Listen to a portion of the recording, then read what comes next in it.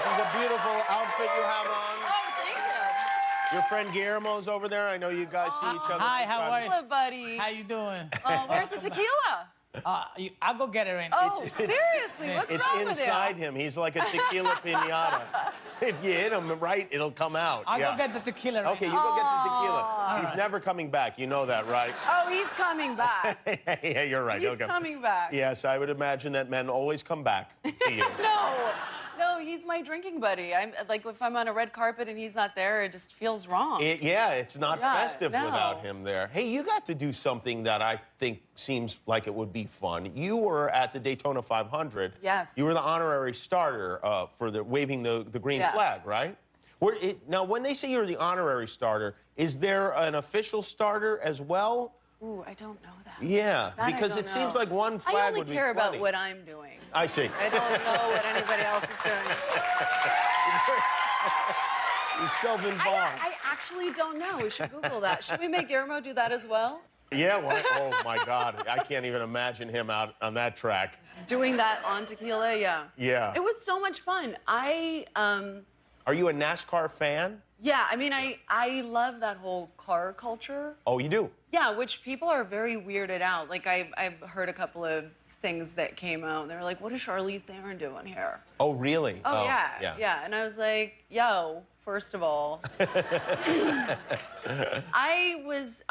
My parents had a road construction company. Uh-huh. My father was an engineer, and a mechanic. He just loved tinkering with engines, and my backyard was always filled with, car bodies, and he would switch engines, and he'd build all these little cars for me, and he'd build me go-karts that I would race at like 8 years old, and I would kick all the boys' asses. I mean, it was just like... That makes me so mad at my father.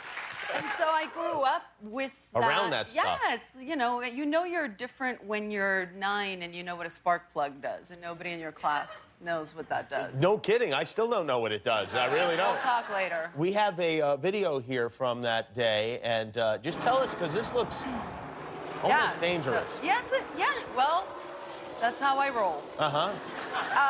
So they go around for a couple of laps, and then you kind of give them the official, like, this is it, now we're starting. Is that wind coming from the cars? Yes. It is. Wow. It's insane. Did you meet the drivers? Did you go, like, and hang around with them at all? I got to go to a driver's meeting right before the race, and I've been to, like, UFC fights and boxing, and you just expect the fighters to kind of stare each other off. Right, yeah.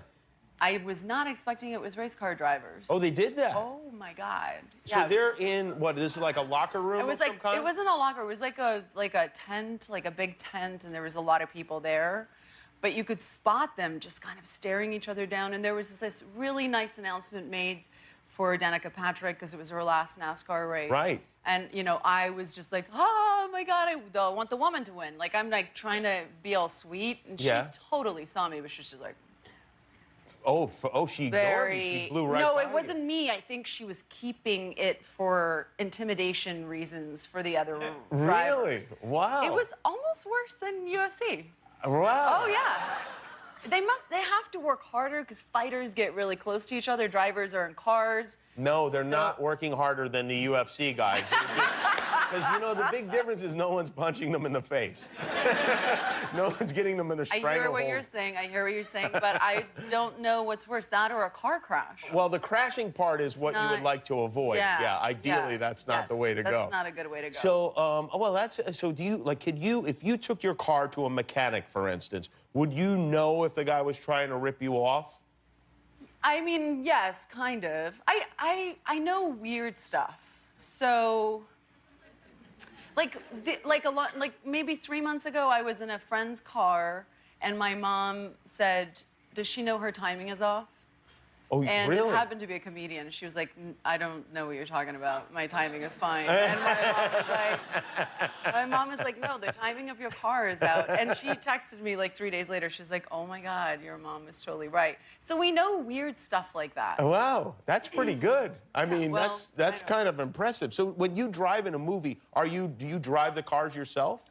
Yeah, I mean, most of the times. I like the challenge of that, and I also, you know, I could drive a car when I was like 8 years old. That's just what happens when you grow up on a farm. Wow. And so I feel very comfortable in a car. When you go and you're on a movie set, do the stunt drivers or the director or whomever say, like, okay, so here's what you have to do? And you're like, yeah, I know. I've been driving since I was in the 3rd grade. Well, you should never start that way, because then you're just jinxing yourself. Right, yeah. I'm always like, sure, like I get to learn a skill, and that's fun. I did a movie many, many years ago called Italian Job, and I had to...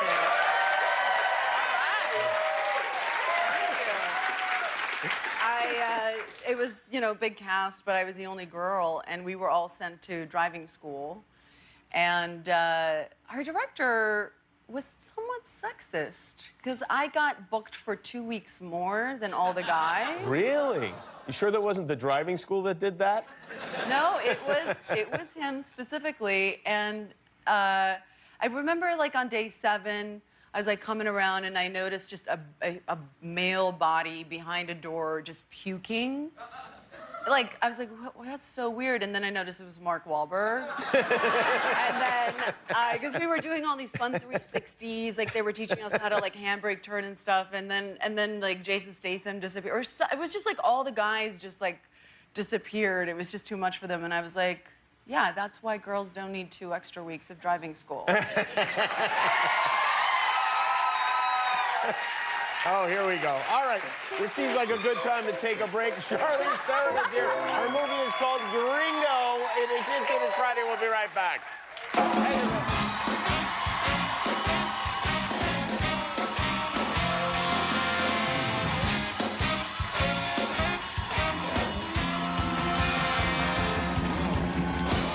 Medical marijuana is already a multi-billion-dollar industry. It's already up and running in 20 states and the District of Columbia. If you've got a card, you can legally rip a bong in the Lincoln bedroom. Wow. That is Charlize Theron in Gringo. It's in theaters Friday. You're very funny in that movie.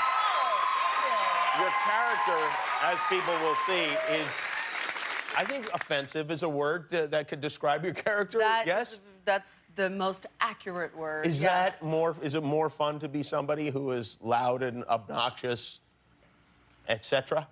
I guess so, yeah. I mean, yeah, it's different. It is, I will tell you this though, it's very different from when you read a character like this on the page, you just forget that you're gonna have to actually do it one day. Oh, so when you read it, others, you're like, yeah. oh yeah, this is great, it's really funny, and then you have to show up. And we shot on location in Mexico City, 3 different places in Mexico. We had an incredible Mexican crew. And, you know, I make some very insensitive, ignorant comments.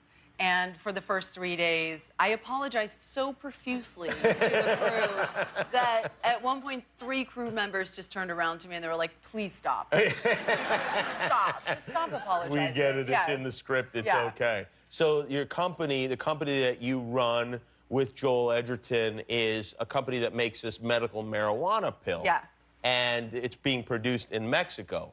Have you ever had a medical marijuana pill or oil or pudding or however it comes?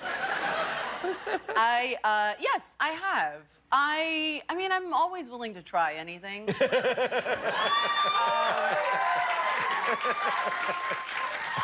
I mean, I got one life to live. Why not, right? But I had, you know, I was really, really great. Like, I had like a good solid 8 years on the marijuana. and then 8 years. Yeah, and then my chemistry just changed one day. Like, I found myself frozen in front of my fridge for like 8 hours, and I couldn't speak, and it just wasn't fun anymore. Oh. So I kind of had to stop. But yeah, every once in a while I would be around like edibles, and I'd try it. But then it was still the same thing, and I think I have to go in and like, okay. It's look, legal now here. I know, so, yeah. I have really bad sleep. Okay. And so does my mom. And so we were talking about it because we do take sleep medication, and And I was saying to her, you know, maybe we should figure out a way to, you know, try like a sleeping strain, like something that could help us with sleep. And she's like, yes, yes. And I really thought I would be the responsible one to have to go and get that. Yeah. And last week she showed up at my house, literally like drove in her little tennis outfit and brought me a little container and just left it on my kitchen table. And she was like, so I got some blueberry covered chocolate ones. But she's like, but if you want it faster acting, you should go for the mint, because those you suck, and it's like, it just works faster. And I assumed, because she was in the tennis outfit, that she had scored with one young tennis friend. Because she plays tennis with these like really cool young girls. And so last night we were on our way to the premiere, actually, and I said, you know, it's funny. I was thinking about, like, who is this person at the tennis club that you're getting the marijuana from? And she goes, I went to the store by myself. Oh, really? And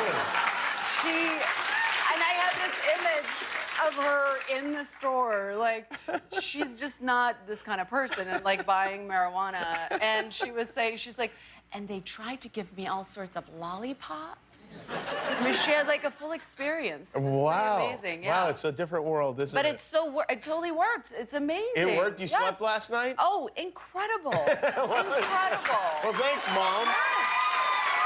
Your mom, she'll fix your timing belt and she'll score you weed. It's really, what a woman. You can't have her. She's all mine. Charlize Theron, everybody. Gringo is in theaters.